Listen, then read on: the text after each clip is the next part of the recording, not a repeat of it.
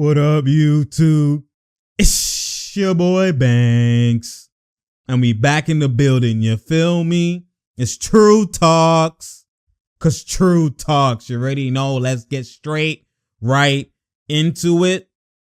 So you already know, basically, last night was definitely, it was a good game. It was a good game between the Clippers and the Heat. Both teams are obviously decimated right now.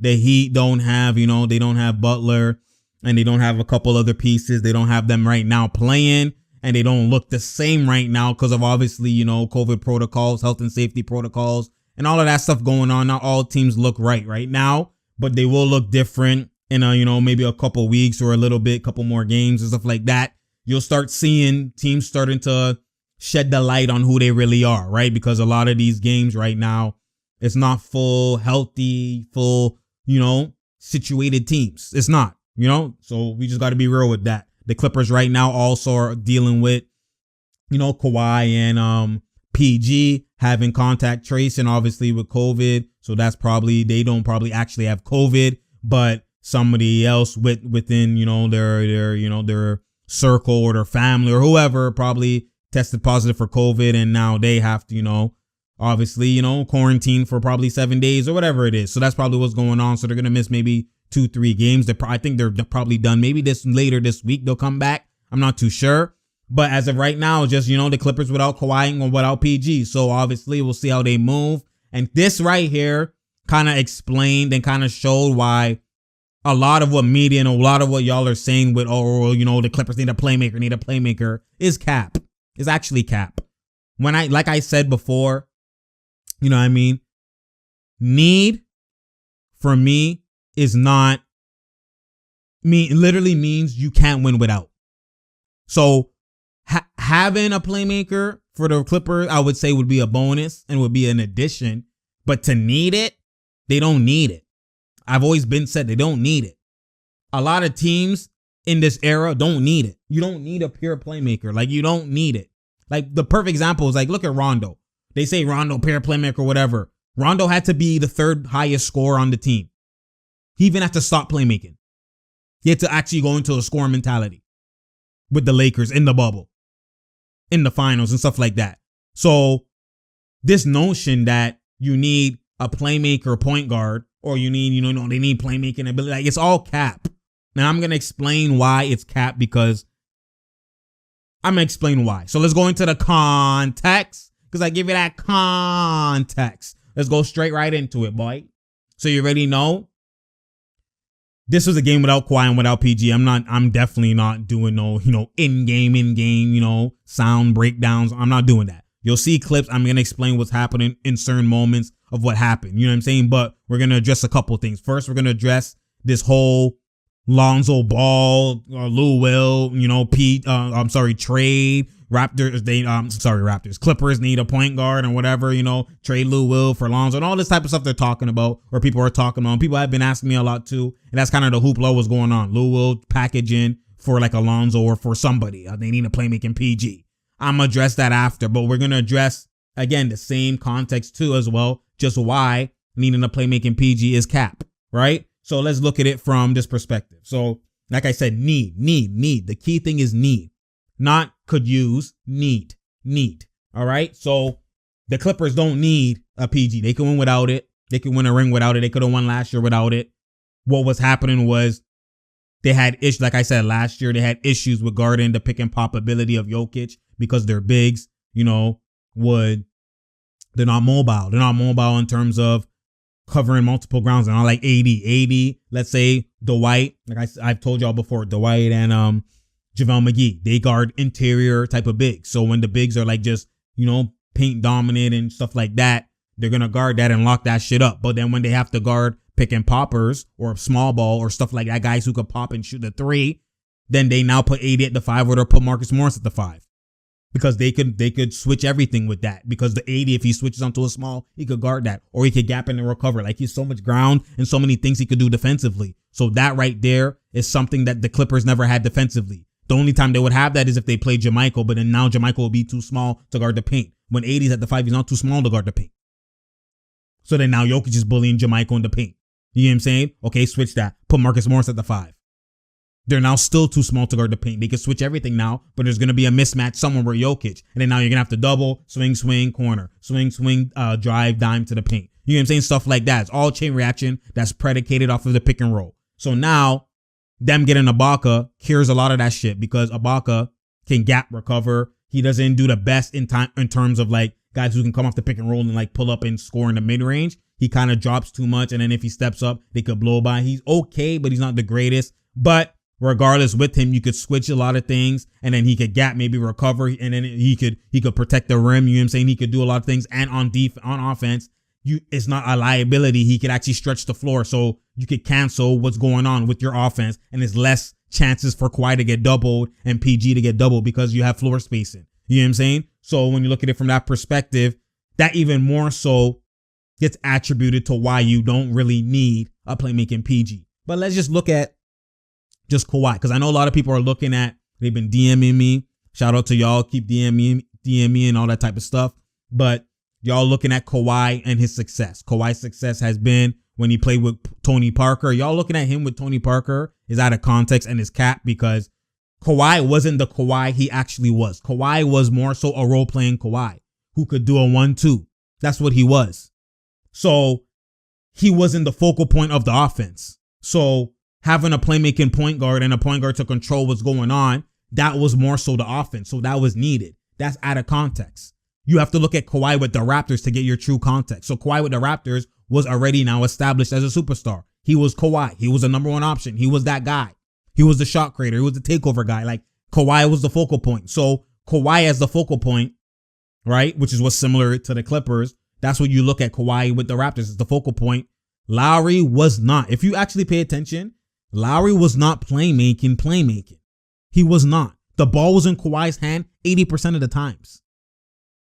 He was in his hands 80% of the time, to the point where he would be on the bench and everyone would be asking, yo, you can't leave Kawhi on the bench too long, and they will lose leads. So if they had a playmaking PG and Lowry was on the court during those runs, wouldn't they be scoring? Wouldn't need Kawhi as much if you need a playmaking PG, a PG to control, and that's cap. That's cap. Everything ran through Kawhi. Kawhi would get it, and he would be running pick and roll with Gasol or pick and roll with Ibaka, and he would do mid-range pull-ups. He would pull off the pick and roll. That's how he killed Orlando. Bare mid-range. How could he have 33 points? How could he average 30-something points on high efficiency and not be ball handling? That's why Kawhi stepped up. He was ball handling a lot. He was just playing in the corner, catch a one dribble pull up. Like, that's not what Kawhi be doing. Kawhi elevated his game to where he actually can get the ball and he can run the pick and roll, and then out of the pick and roll, he can pass to whoever. And then when now they get it, now they read and react and stuff like that off of that. That's why Lowry was even scoring a lot, even versus the Golden State in Game 6 when he scored at the beginning in Game 6 in the first quarter. A lot of it was off catch and shoots. A lot of it was pump faking and one dribble, and they're like, huh? But Kawhi was running the PNR. Then they canceled what he did, kick out, and then now Lowry was eating. Lowry was spotting up a lot of the times.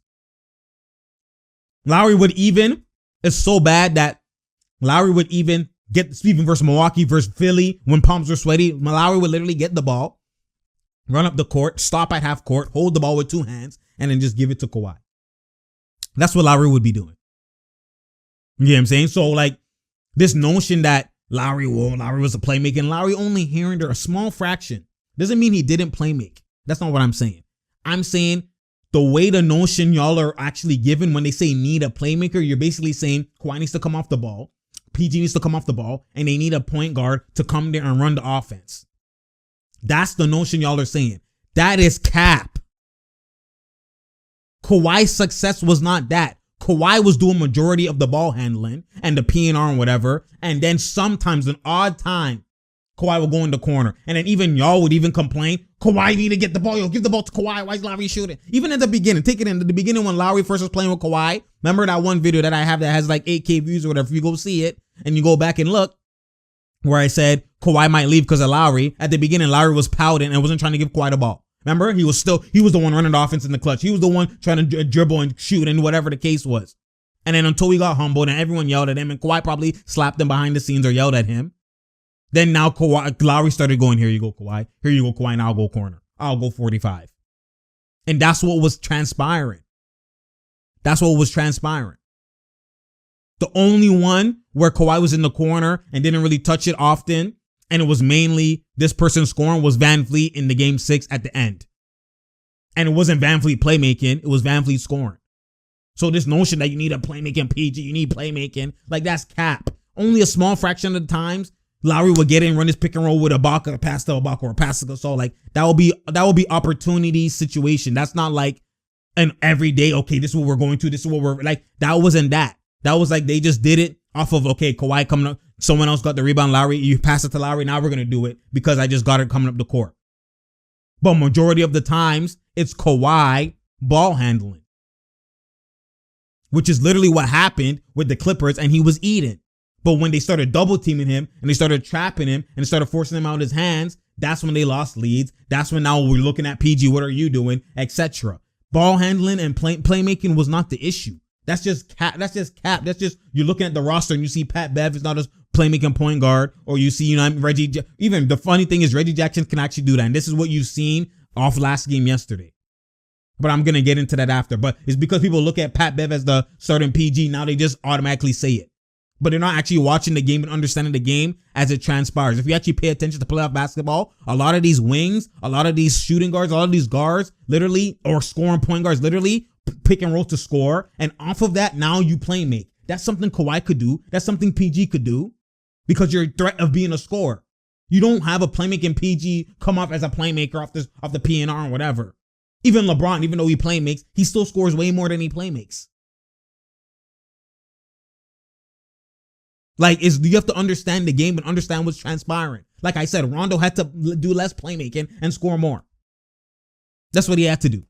Like, so you have to understand, like, they don't need a playmaking point guard. PG could do the pick and roll with the second unit, like they've been staggering the minutes, right? Kawhi could do it with the first unit.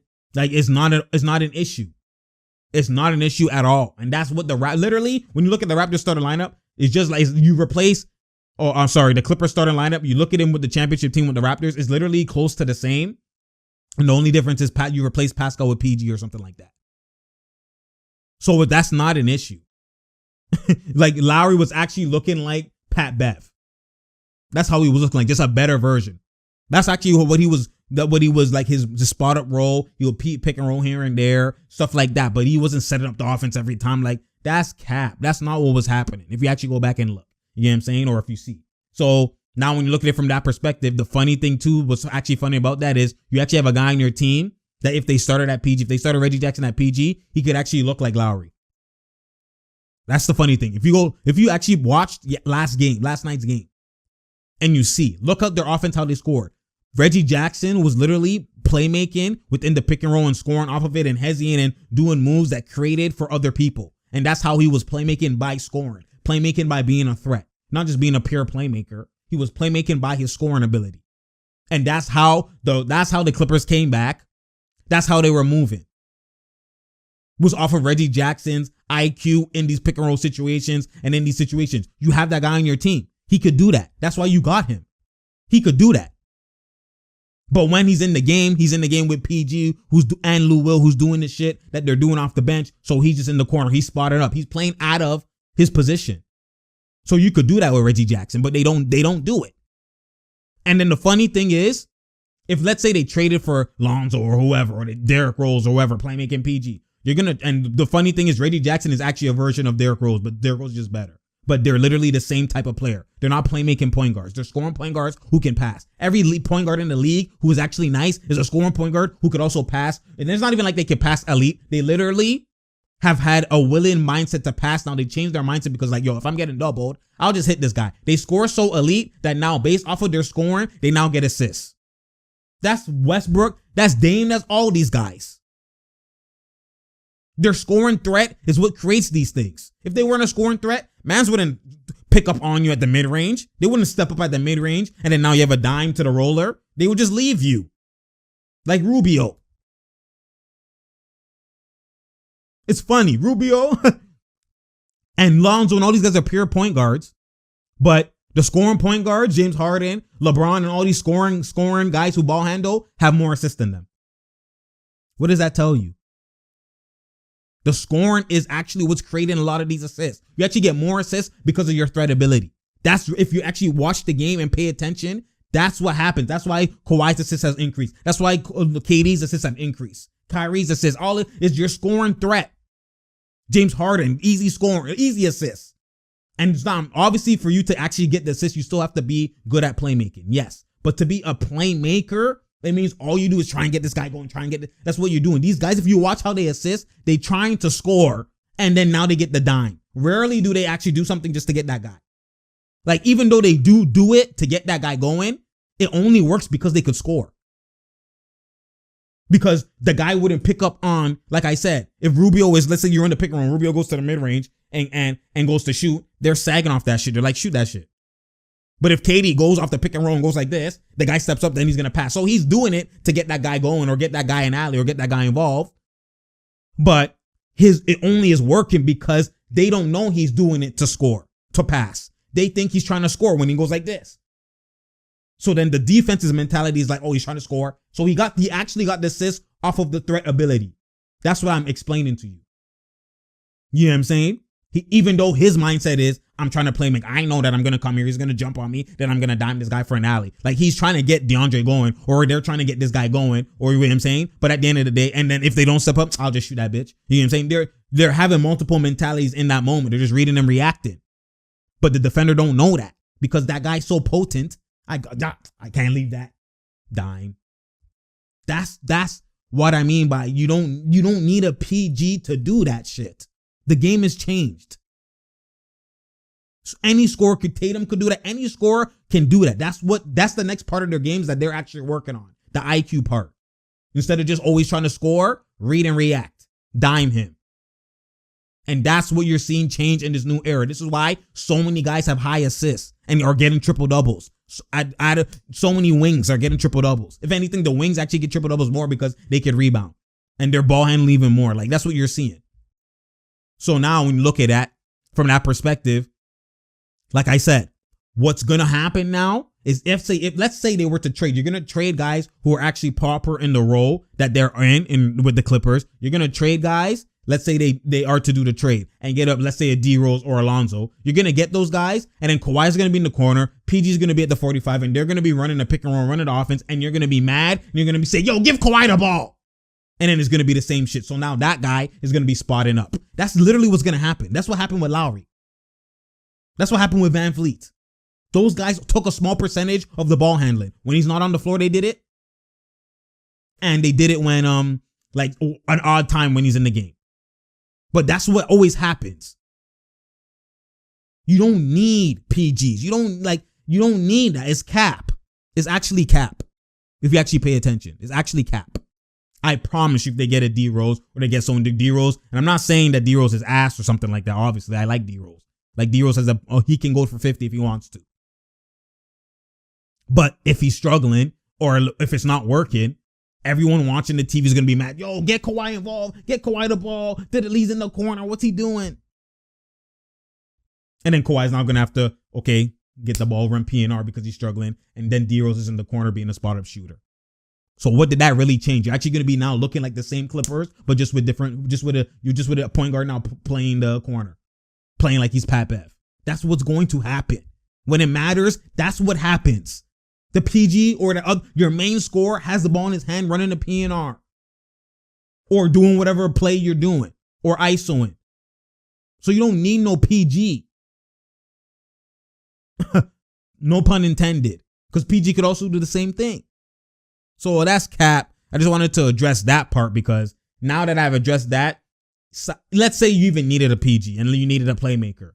Who in their right mind, like, why would you in your right mind think that the Pelicans would actually trade Lou Will for Lonzo? Like, that's when people will be asking me that and y'all be asking me and I'm hearing it like actually come as something that's like media is talking about. That is the biggest bull. Like, Lou Will is 34. He's not even killing that not right now. And I like Lou Will. I just be real. It's not about who I like or my bias. It's about being real. It's about the game, the authenticity of the game first and everything else second. So Lou Will right now is 34. He's not a 6 Man of the Year candidate. He's struggling. And even at best, he's a 6 Man of the Year candidate. So I'm going to trade someone who has good potential, who's young, not reached his prime, who has high potential for an old 34-year-old guy who's only going to decline soon.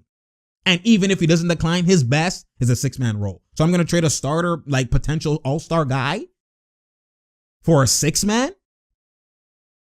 You think the Pelicans are going to do that when all they do is IQ trades?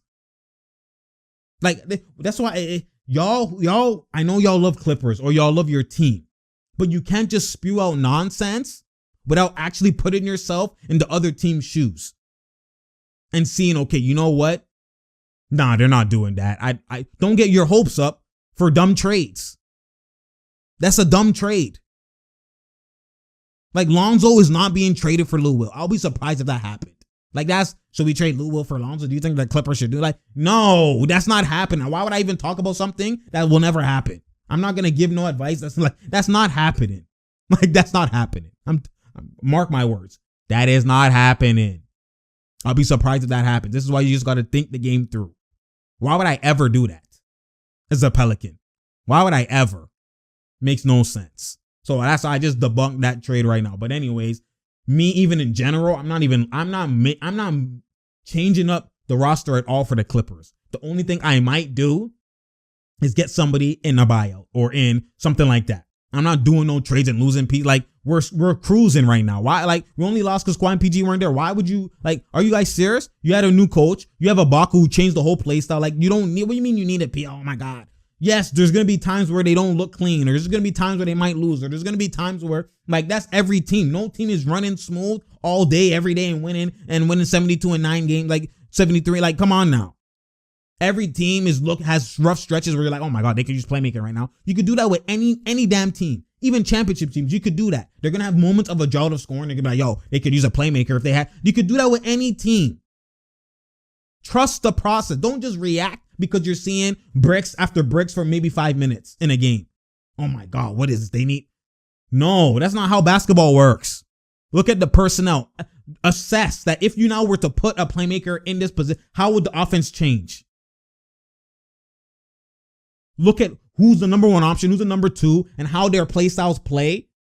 How is someone going to fit amongst that? If you bring up PG and you make him be the focal point and run the whole offense, it's going to change the whole dynamics of Kawhi getting his touches.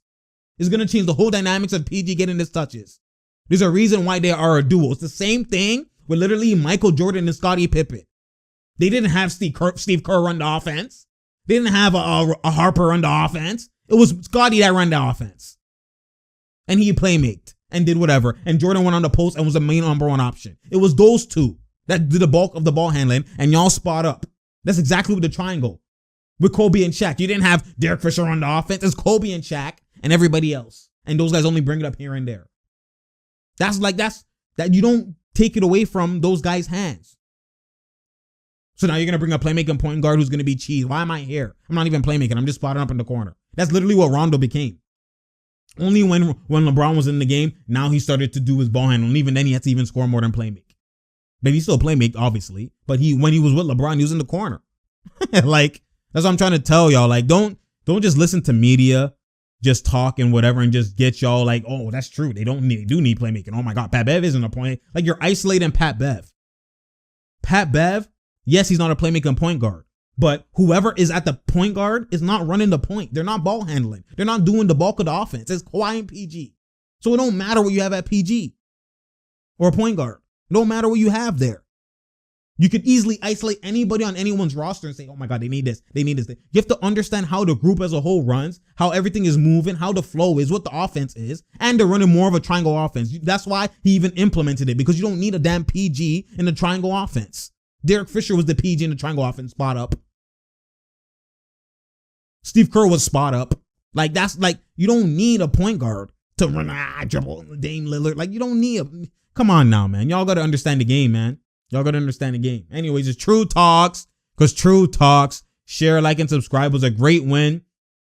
Obviously that the Clippers have versus the Heat. They were decimated, both teams, and the Clippers actually just showed you that they have ball movement in their arsenal. As you can see that I showed, they have ball movement in the arsenal. They have weaponry. They have, they have guys who can step up and even win without Kawhi. The fact that they could win without Kawhi and Paul George shows you that this PG shit is cap. Batum can play make too. Like, there's a plethora of guys who could play make. Then you still have scorers. These are role players that could pull up. Marcus Morris could do mid-range pull up. Lou Will is still there who could do mid-range pull up. Y'all don't need, Clippers don't need no playmaking PG to run. Like, you're going to just change things. That's not the blueprint for winning championships. Even Steph Curry didn't play make. It was Draymond. Because why? He couldn't shoot as much, so you made him play making. Steph Curry, that was the way their play style was. Steph Curry coming off screens. Or you're gonna say, oh my God, they need a scoring power forward, man. No, he's playmaking. He's doing things. Oh, no, you understand each play styles for different teams are different. This NBA actually thrives more with the wings playmaking more than the point guards. The point guards are more so scorers. When you have playmaking wings, playmaking centers, like Jokic. Oh, they need a point guard who could play make. No, they need some type of playmaker. Like, other people could do it by design. Other people could do it by committee.